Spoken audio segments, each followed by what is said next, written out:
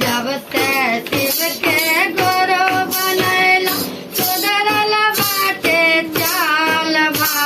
हो भैया हमरा लाए दा कंगनमा हो भैया जब से शिव के गुरु बनैला सुधरल बाटे चालबा हो भैया हमरा लाए दा कंगनमा हो भैया हमरा लाए दा कंगनमा हो भैया दाया मंगला बचलूं दाया के भंडार बाहो दाया के भंडार बाहो भैया हमरा लाए दा कंगनमा हो भैया हमरा लाए दा कंगनमा हो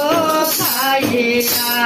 जब से शिव के गुरु बनैलू सुधरल बाटे चालबा हो भैया जब से शिव के गुरु बनैलू सुधरल बाटे चालबा हो भैया हमरा लाए दा कंगनमा हो भैया हमरा लाए दा कंगनमा हो भैया सारा क्या करे लगे काम जे काम हो भैया सारा क्या करे लगे हो भैया हमरा लाए दा कंगनमा हो भैया हमरा लाए दा कंगनमा हो भैया जब से शिव के गुरु बनैलू सुधरल बाटे चालबा हो भैया हमरा लाए दा कंगनमा हो भैया हमरा लाए दा कंगनमा हो भैया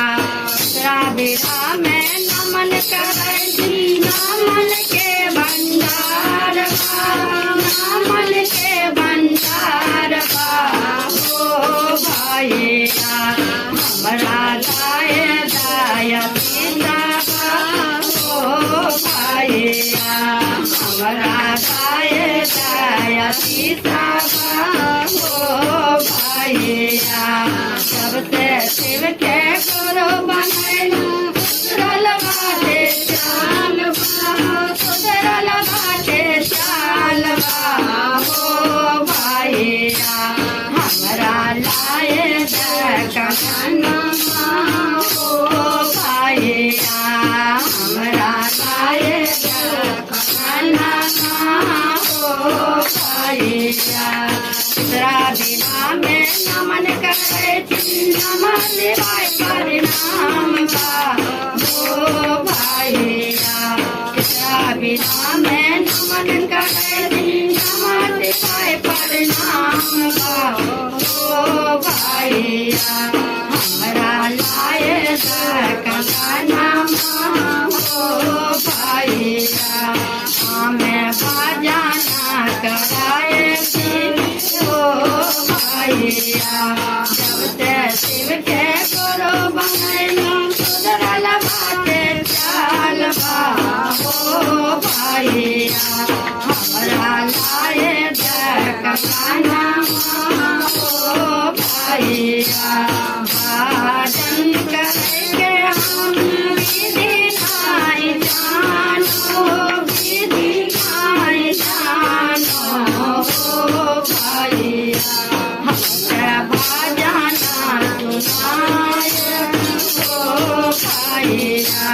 हमरा भजना सुनाय हो भैया जब से शिव के गुरु बनैलू सुधरल बाटे चालबा हो भैया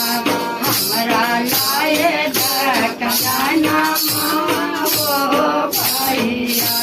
हमरा लाए दकना हो भैया। हर हर महादेव दया कर। यह गुरु भजन है, आप लोग ध्यान से देखें, पूरा देखें, लाइक करें, शेयर करें, सब्सक्राइब करें, कमेंट जरूर करें, शिव गुरु परिवार से जुड़े। हर हर महादेव दया।